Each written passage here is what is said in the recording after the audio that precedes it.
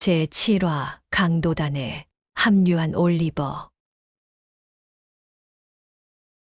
밖으로 나온 올리버는 온 세상이 달라 보였습니다. 몸에 날개가 달린 것만 같았습니다. 기분이 좋았어. 마구 달려 금방책 가게에 도착하였습니다. 책 가게를 지척에 두고 갑자기 누군가 올리버의 어깨를 획하니 잡아챘습니다. 어떤 여자가 내 팔을 움켜쥐고 아는 체를 했다. 누구세요? 난 벗어나려 했지만 여자는 내 팔을 꽉 잡고 놓아주지 않았다. 게다가 내 이름을 부르며 울기 시작했다. 내 동생 올리버, 그동안 어디 있었니? 부모님이 널 애타게 찾고 계셔. 여인은 더 큰 소리로 울부짖었다. 누구세요? 난 모르는 사람이에요. 제발 저를 놓아주세요. 내가 애원하는 동안 어떤 덩치 큰 남자까지 나타나 나의 다른 팔을 움켜쥐었다. 난 책들을 땅에 떨어뜨리지 않으려고 혼신의 힘을 다했다.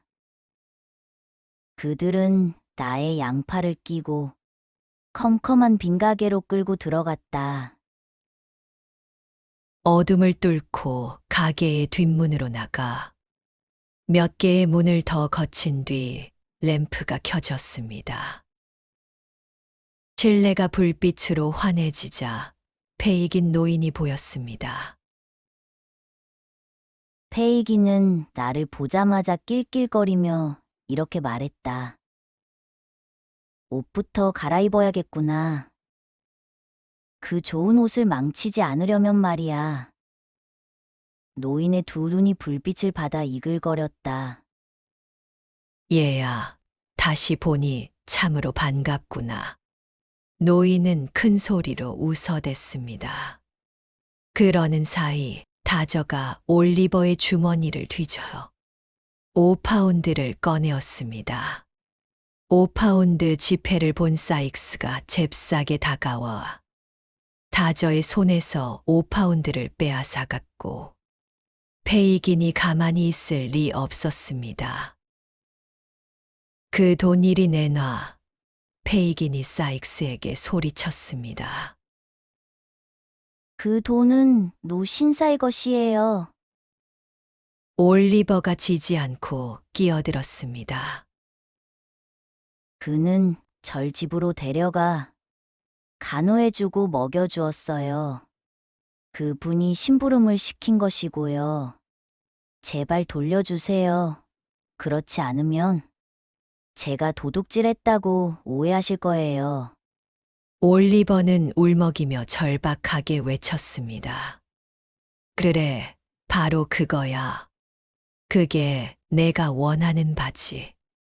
페이긴이 만족한 웃음을 터뜨렸습니다. 난 도망쳐야겠다고 생각했고 문을 향해 달리기 시작했다.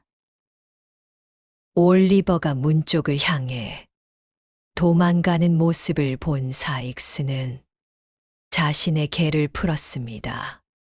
사나운 개는 있는 대로 흥분하여 올리버의 뒤를 쫓았고 낸시가 펄펄 뛰었습니다. 당장 멈춰 사익스. 저 개는 올리버를 갈기갈기 찢어 놓을 거야. 참견 말고 당장 꺼지기나 해. 사익스는 낸시를 포악하게 밀쳤습니다. 까불면 너부터 사라진다. 사익스의 엄포의 낸시는 지지 않았습니다. 저 애를 죽이기 전에 나부터 죽여야 할 걸. 난 이제 더 이상은 못 참겠어. 애가 무슨 잘못을 했냐고. 낸시는 분노에 차 흥분을 삭히지 못했고 사익스는 낸시의 두 팔을 강압적으로 누르며 죽일 듯이 노려보았습니다. 낸시가 몇 번 몸부림을 치다가 결국 기절을 해 바닥으로 쓰러질 때 올리버는 페이긴과 다저 그리고 다른 아이들의 손에 끌려 들어왔습니다.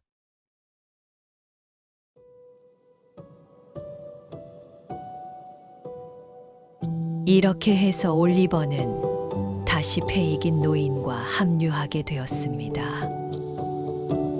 하지만 어느 날 페이긴 노인이 올리버에게 은밀하게 말했습니다. 넌 잠시 사익스와 함께 있어야 해. 무조건 그가 시키는 대로만 해라. 그는 난폭한 데다 잔인하기 때문에 한마디도 거절해선 안 된다. 내 말 명심해.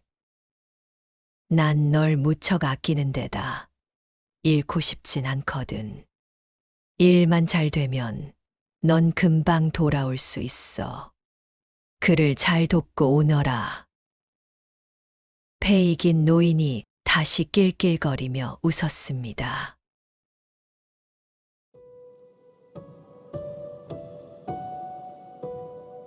세상이 얼어붙을 듯 유난히도 추운 날씨였습니다.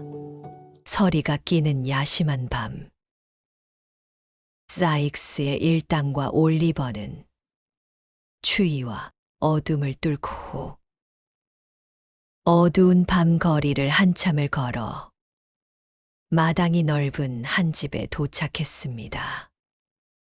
올리버를 포함한 일당 모두가 그 집의 담을 넘었습니다. 그리고 정원의 덤불에 몸을 가렸습니다. 집의 불은 모두 꺼져 있었고 달빛조차 없었습니다. 사익스가 아래층의 작은 창을 가리키며 올리버에게 말했습니다. 올리버, 저 창으로 들어간 다음 거실을 가로질러 저 현관문을 열어라. 아무도 깨지 않도록 조심해야 해. 이내 올리버는 들어 올려졌고 작은 창문 안으로 밀어 넣어졌습니다. 올리버는 속으로 말했습니다. 난 이게 뭐 하는 짓인지 다 알아. 지금 강도짓을 하려는 거야. 난 이 집 사람들을 깨워서 소리를 지를 거야. 올리버는 단단히 마음먹었습니다. 올리버가 창문 아래로 막 밀어 넣어졌을 때 갑자기 사익스가 외쳤습니다. 올리버, 안 돼. 다시 돌아와. 어서. 올리버는 크게 당황했고 허둥댔습니다. 갑자기 천둥이 치듯 요란한 소리가 터져 나왔고 번개 같은 섬광이 번쩍하더니 올리버는 그만 피를 흘리며 창문가에 쓰러지고 말았습니다. 집 주인이 쏜 총에 맞은 것입니다.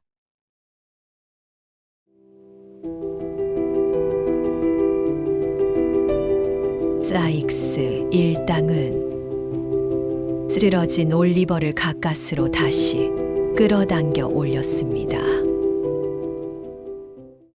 그리고 들쳐업고는 냅다 도망을 치다가 얼마 못 가 말라붙어 있는 도랑 사이에 올리버를 내려놓고는 서둘러 주랭랑을 쳤습니다. 그 집의 불들이 환하게 켜졌습니다. 그리고 소란스러운 소리가 들리더니 시간이 지나자 다시 잠잠해졌고 불빛은 꺼졌습니다. 올리버의 어깨에서는 피가 철철 흘렀고 정신은 혼미해지며 의식을 잃고 말았습니다. 한순간 잠시 정신이 돌아온 올리버는 자신이 영영 죽을 수 있다는 것을 알았습니다. 그 집까지는 얼마 되지 않는 거리였지만 총을 맞아 피를 많이 흘린 올리버가 걸어가기에는 너무도 먼 거리였습니다. 가물대는 정신을 움켜잡고 어린 올리버는 일어섰습니다. 혼신의 힘을 다해 총을 맞고 나온 그 집을 향해 비틀거리며 걸었습니다. 그리고 문에 다다랐을 때 힘껏 두드리고는 쓰러져 정신을 잃었습니다. 강도를 당할 뻔한 집의 주인은 자일스 씨였습니다. 자일스 씨는 평소보다 조금 이른 시간에 일어나 주방에서 차를 마시며 간밤에 일어났던 공포스런 사건에 대해 하인들과 함께 이야기를 나누던 참이었습니다. 지난 밤 사건의 이야기가 절정에 다다를 무렵 하인들 모두가 숨을 죽여 자일스 씨의 이야기에 귀를 기울였습니다. 모두가 잔뜩 긴장한 그 순간 밖에서 의문의 소리가 들렸습니다.